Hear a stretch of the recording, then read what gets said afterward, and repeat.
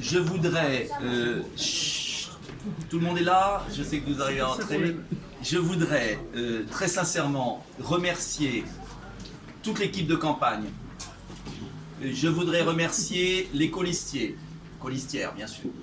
Je voudrais remercier tous les militants qui ont fait un travail exceptionnel. Jamais nous avons fait une campagne aussi intense. Jamais on a autant bossé, jamais on a autant été présent sur le terrain. C'est un travail extraordinaire qui a été fait et ce travail a été utile parce que nous résistons et sinon nous aurions été balayés et nous faisons, malgré tout, nous faisons plus de 3%. On a les consolations qu'il faut. Je ne vais pas vous dire que c'est un score qui me réjouit, mais je veux dire qu'il nous touche, mais il ne nous coule pas. Et que si on reste au-dessus de la barre des 3%, c'est déjà une très bonne nouvelle. Bien évidemment, j'aurais aimé faire plus, mais ce que je veux dire, c'est que ce travail des militants, des colistiers, de l'équipe de campagne, il a été fait et il mérite respect. Et je veux le dire sincèrement. Deuxième point, je suis le premier responsable de cette défaite et je ne nie pas mes responsabilités. Pour autant, je pense que, sincèrement, nous étions dans un tourbillon absolument monstrueux d'une propagande inouïe pour valoriser un duel qui est un assassinat du pays et qui va plonger les Français dans les 3 ans qui viennent dans la désespérance politique. Raison de plus pour absolument conserver le capital politique que nous représentons. Ce capital politique qu'ils ont voulu faire disparaître. Ils ont voulu nous tuer, ils n'ont pas réussi, la balle est perdue.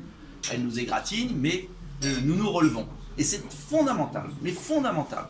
Et je veux le dire parce que je sais qu'il va y avoir des critiques, il va y avoir, ça va bouger, mais ce capital, il ne faut pas le dilapider parce qu'il représente la moitié des républicains. Parce que les 2 partis mis en valeur sont des colosses au pied d'argile. Et parce que nous pouvons tout à fait jouer notre rôle dans 3 ans et même avant. Donc il ne faut surtout pas leur donner raison. Voilà. C'est un immense bluff qu'ils font. Ils ont fait un hold-up médiatico-politique sur les suffrages. Et donc il faut tenir. Bien sûr qu'on aurait plus tenu si on avait 5 élus. Ça c'est clair. Mais, je veux dire, c'est la vie. Et il n'y a pas de désastre. Il y a une défaite, mais il n'y a pas de désastre. Donc il faut absolument remonter sur le cheval. C'est ce que j'ai dit tout à l'heure. On remonte sur le cheval dès qu'on tombe. On lâche rien. On repart à l'attaque. On solidifie le bastion. Et on parle aux Français, et on dit aux Français la chose suivante: vous serez désespérés par le duel factice qui s'annonce, qui va être scénarisé.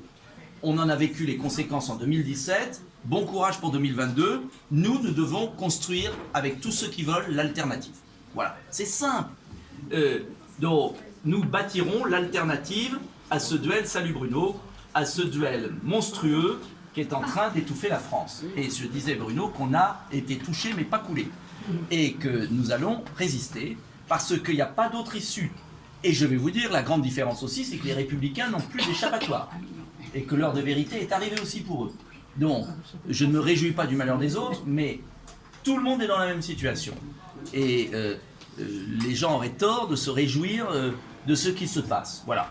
Donc, maintenant, nous allons continuer le combat. Je réunirai un conseil national le 22 juin, dans un mois. D'ici là, je vous invite à tenir bon.